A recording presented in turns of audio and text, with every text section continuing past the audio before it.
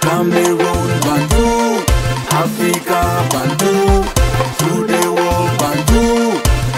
On entame cette autre pan, comme j'ai dit tout à l'heure, que ce n'est pas le cas de Conceição, c'est le dernier.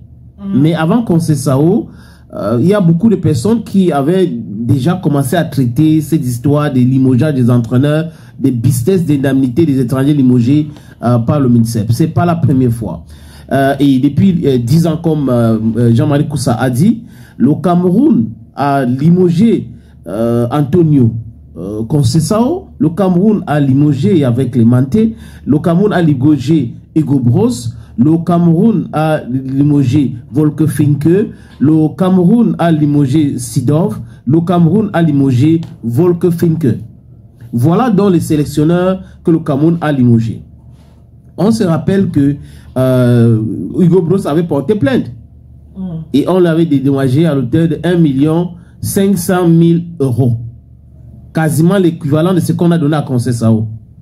Et tout le monde sait que à cette époque, ce n'est pas Eto'o qui était président de la fédération. Donc, Hugo Broos a reçu pratiquement le même montant qu'on est en train de donner à Conceição aujourd'hui. Clarence Seedorf avait aussi porté plainte. Après la CAN 2019, chaotique, il avait porté plainte pour son limogeage. Et là, lui, on lui avait donné 200 millions de francs CFA. Et on se rappelle aussi de Volker Finke avec cette Coupe du Monde catastrophique, 2014 au Brésil. Lui, il avait négocié sa part et l'État lui avait donné 325 millions de francs CFA. Il y avait Clemente. Lui, il avait demandé 500 millions d'indemnités et ils ont négocié cela.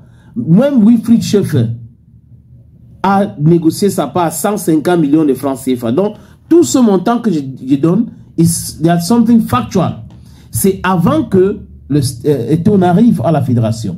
Et pour le contrat de Conceição, ce n'est pas le staff de Eto'o, ce n'est pas Eto'o qui était là. C'était Seydou Mbombo Njoya.